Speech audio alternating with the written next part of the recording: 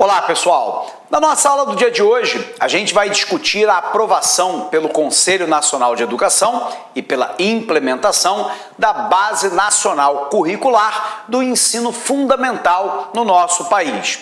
Então vamos lá, vamos falar um pouquinho a respeito desse tema. Primeiro, é preciso a gente lembrar que há uma divisão fundamental entre aquilo que nós chamamos de ensino fundamental e o ensino médio. Lembrando, que o ensino fundamental e médio forma aquilo que nós chamamos de educação básica no nosso país.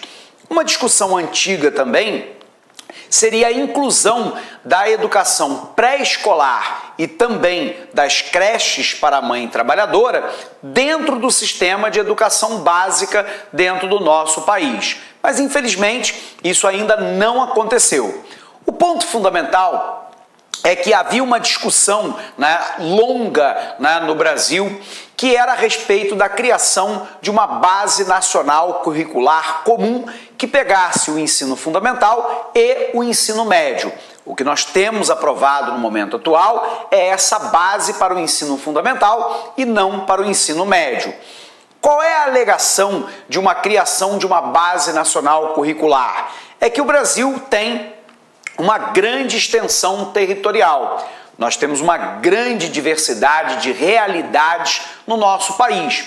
Eu tenho desde a pequena cidade até a grande metrópole com suas zonas periféricas, eu tenho a área rural, eu tenho uma zona voltada para a população indígena e quilombola, eu tenho uma população ribeirinha mais isolada, enfim, nós temos uma disparidade, uma diferença de desenvolvimento macro-regional, onde notadamente a região centro-oeste, norte e nordeste tem indicadores socioeconômicos menores do que aqueles verificados na porção centro-sul do país.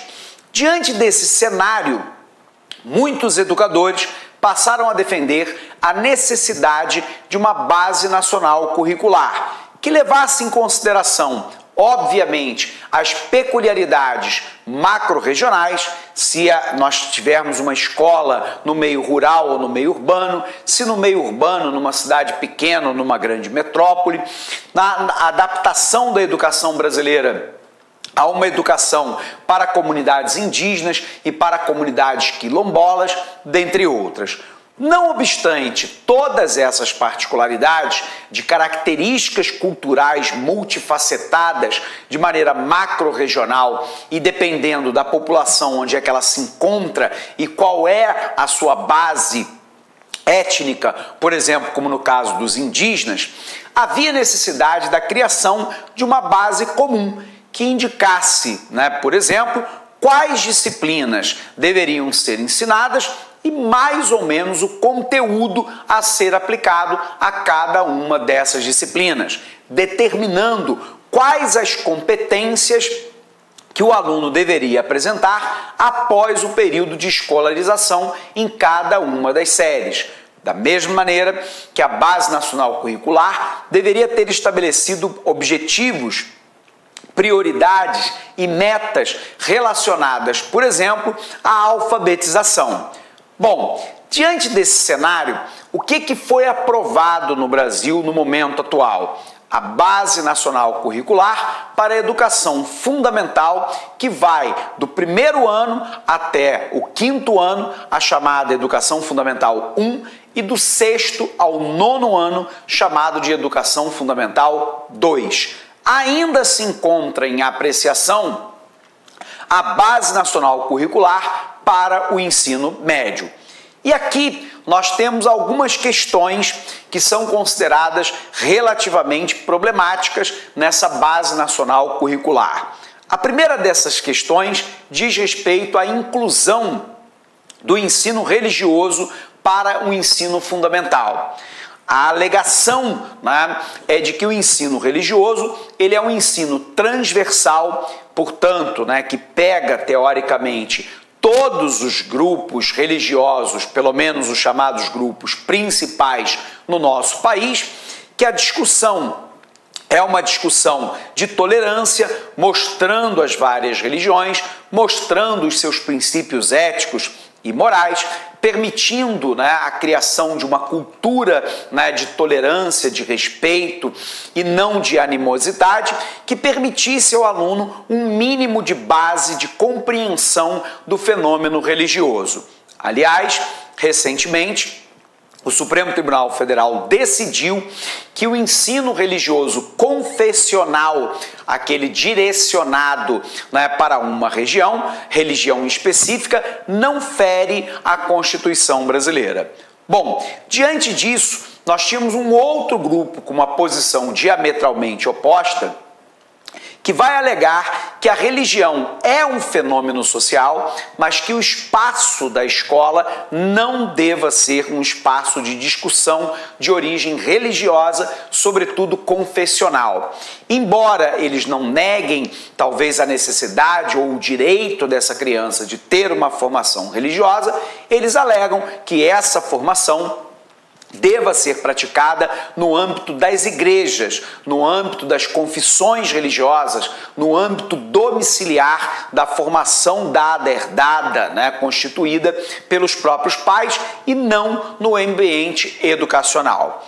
No entanto, não foi essa versão que passou na Base Nacional Curricular. A Base Nacional Curricular mantém o ensino religioso, embora esse ensino seja um ensino não confessional, um ensino genérico a respeito das religiões, de conhecimento dessas religiões e que tem caráter optativo por parte do aluno e não um caráter obrigatório. Uma outra questão que foi polêmica na Base Nacional Curricular foi a alfabetização. O Brasil aprova na Base Nacional Curricular que a alfabetização ocorra até o 2º ano do ensino fundamental 1. Portanto, o 2º ano de escolarização desse aluno, mais ou menos aí por volta dos 8 anos de idade.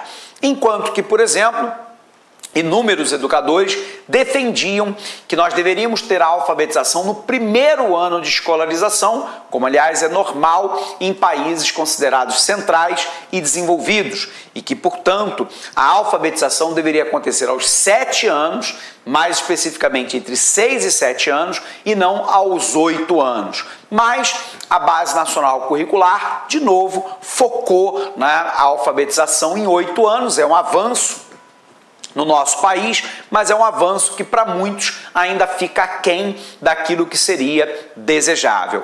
O ponto-chave é que o governo tem vendido para a sociedade brasileira a existência da Base Nacional Curricular como um grande avanço para equacionar os problemas educacionais do nosso país. E embora, inegavelmente, a Base Nacional Curricular seja, sim, um avanço, no sentido da gente dar uma padronização, uma melhora nas perspectivas de educação em termos de conteúdo, disciplina para os nossos alunos, bem como para a alfabetização, ela não está longe de ser uma panaceia que vai equacionar os problemas educacionais brasileiros. Essa é uma opinião da imensa maioria dos analistas educacionais e de gente que estuda há muito tempo os problemas da educação brasileira.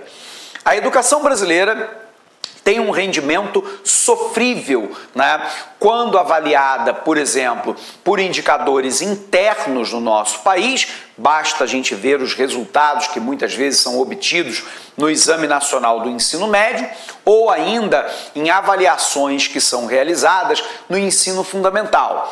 Quando eu comparo uma avaliação internacional, e aí a referência é o PISA, o Programa Internacional de Avaliação de Estudantes, que reúne aleatoriamente estudantes do ensino privado e do ensino público brasileiro e de mais 64 países da OCDE, da Organização para a Cooperação e Desenvolvimento Econômico, e avalia os alunos em 3 provas: conhecimento do próprio idioma, da própria língua, no nosso caso o português, basicamente uma base de gramática e interpretação de texto, o conhecimento de ciências básicas e matemática básica.